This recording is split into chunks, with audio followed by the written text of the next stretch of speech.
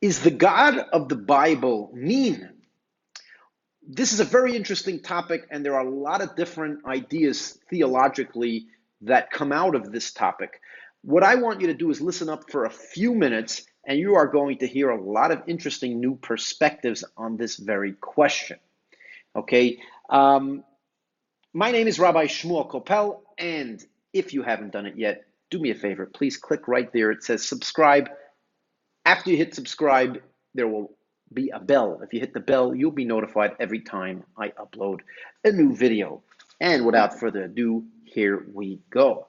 There are some people that think that the God of the Bible is this really mean God. Why? Because there's a lot of harsh things that happen in the Bible. People who went against God were swallowed up by the floor. There are times where he tells the nation of Israel to go take over a whole nation and kill women and children. There are, of course, the story how God killed every single firstborn in Egypt. Sounds pretty harsh, I would think. And because of that, very often people say that the God of the Bible is harsh. Of course, because of that, some people like building another God that is this all fluffy, loving God, will do everything you want, full of positive energy, peace, love, and everything that's good. Now, of course, that means that there's two gods. There's the mean God and the other God, which means that according to that concept, there's no more monotheism. There is polytheism, paganism, where there's a God of evil and a God of good. As a matter of fact, many Christians pretty much say, well, no, the God of the Bible is really this nice, loving God. People even say God is love, that the definition of God is love. So all of the love and all of the things that you appreciate come from this beautiful, fluffy God, and everything you don't like is coming from the devil, this mean God that tries to destroy you, hurt you, and do anything that you don't like, that you don't appreciate. But of course, that is also polytheism and also paganism, because you're saying that there's a God of love and a God of hate. That means there's two, no singularity. There is a duality, which means that there are essentially two gods. There's the God of good and the God of evil.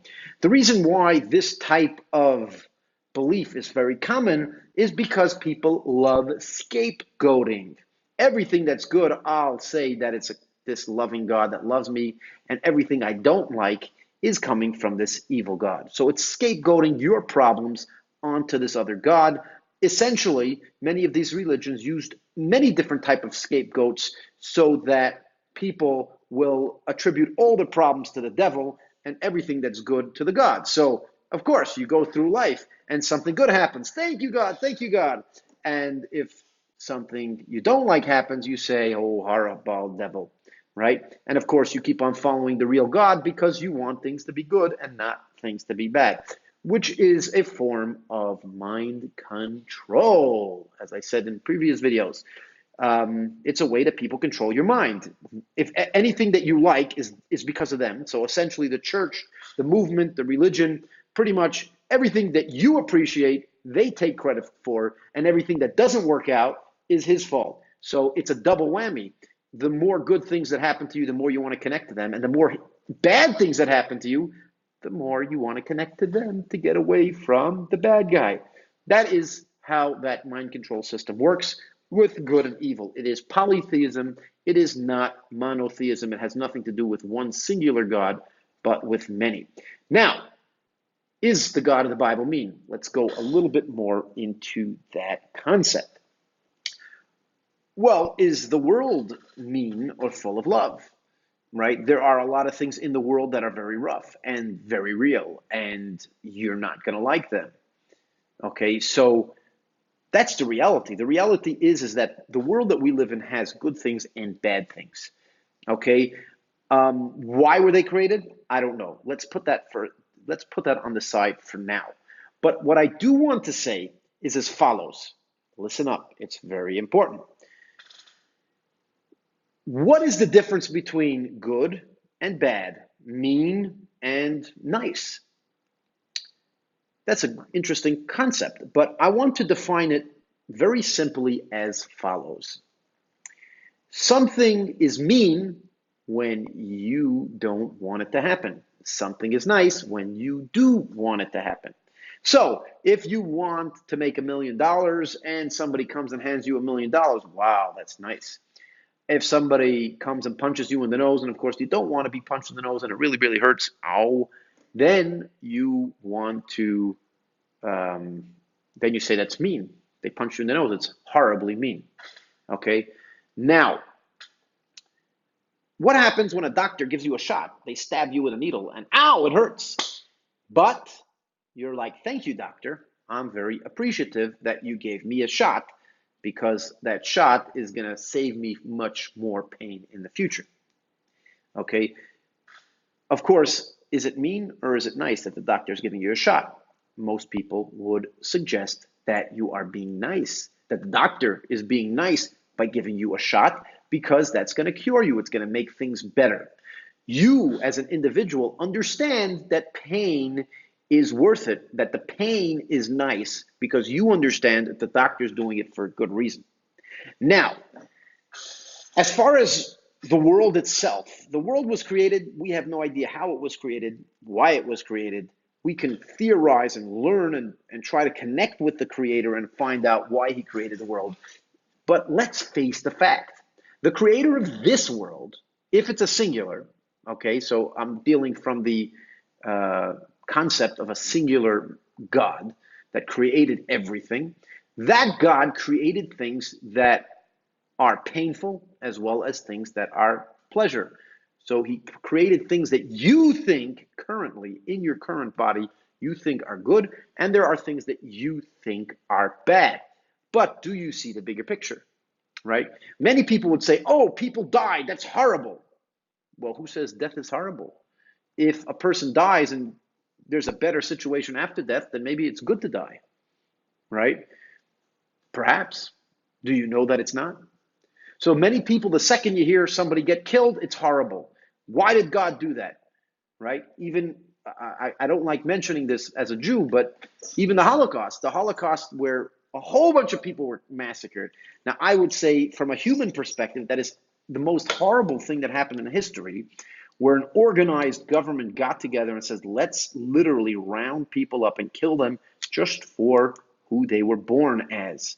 That's really horrible.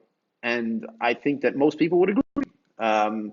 But at the end of the day, could we say that from the bigger picture, we know it's horrible? We only know it's horrible from within our life, from within our world. We don't know what's going on beyond.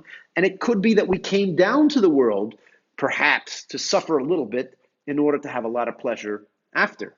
Perhaps, we don't know. So once you're dealing with a God that sees a bigger picture, that created the world, you can't really start judging God whether he's mean or good. You can say you experience something that's mean, but perhaps it's good. You have no idea what the bigger picture is. Perhaps you went through a little bit of pain over here, like a shot, right? You got a little bit of pain here to get so much pleasure out after life, or so much pleasure in life. Perhaps you don't know it. For example, there was a person who was driving to the airport and got into a car accident, broke his leg, and he was in horrible pain, but he had no choice. He missed his plane. The trip was meant to be a business trip where he was supposed to be making a lot of money in the business trip. And he's like, how horrible this thing is for me. When he was in the hospital, he was watching TV and his plane crashed and no one survived. All of a sudden, he's like, thank God I broke my leg, right? So it's all about perspective. So in reality, if you truly understand what God is, you cannot judge God whether he's mean or not, no matter what happens in this world, no matter how horrible and awful it is that it happens in this world. What we do need to judge and what we need to realize is that, well, the creator of all made everything happen. The source of all makes everything happen. There's nothing that didn't happen because of him. Don't scapegoat it. I would say one of the reasons why in the Jewish culture, I think that Jewish people are successful on a much higher level than people who are outside of the Jewish culture, is because there is no such thing as two gods, right? If something happened, there is a reason. If you have two gods, you are scapegoating all your problems on someone else. The only reason that a bad thing happened to you is because the devil wanted it to happen to you because he was trying to harm you. So the harm has no other purpose than harm. And that is pretty mean. But if you believe that the source of all, the God of all, created good and he created evil, created mean, hurt, pain, and pleasure, it's the same God, then there's a reason. And if there's a reason, you cannot back into a corner and point fingers and it's his fault, it's there. No, there's something it's telling to me. And every single thing that happens to you that you don't like, you must reflect and say, why did this happen? There's got to be a reason, right? There's got to be a message, and you need to correct yourself. Okay, all around the world, people. I'm actually currently in Israel, and people very often in the Middle East conflict, they think Israel's the big problem, and for many years, everybody in the Middle East said Israel was the big problem. And then, of course, there was an Arab Spring in Syria, which killed 500,000 people, which, by the way, 500,000 people is more people than died in the Israeli conflict over the last 60, 70 years that Israel existed. Nowhere near 500,000 people were killed in that conflict. And in less than 10 years, 500,000 people are dead. You had in Egypt, Arab Spring. You had so many different countries in the Middle East that flared up and people were killed and governments were changed. And what happened? What happened is that these people started thinking, first they thought all of our problems are their fault. The second they start saying, no, maybe our problems are our fault, then the roof comes down, right? Don't blame your problems on other people, okay? God is not mean. God is God, and he made this world for a purpose. You may know what the purpose is. You may not know what the purpose is. In some cases, you will know. In some cases, you will not know. But what you need to know is that you, yes, you as an individual that I'm talking to you right now, you have to recognize that everything happened to you, anything that happened to you for a reason and has a purpose. That's, of course, according to my belief and my opinion. If you disagree, please do me a favor, write down there. I want to hear your comments. And once again, if you did not yet share this video, please share this video with all your friends on all your social networks. Please click the subscribe button down there on the bottom. And then after that, hit the bell so that you get notified every time I upload a new video. Thank you so much for watching. Would love to see you again. Rabbi Shmuel Kopel. For now, bye-bye.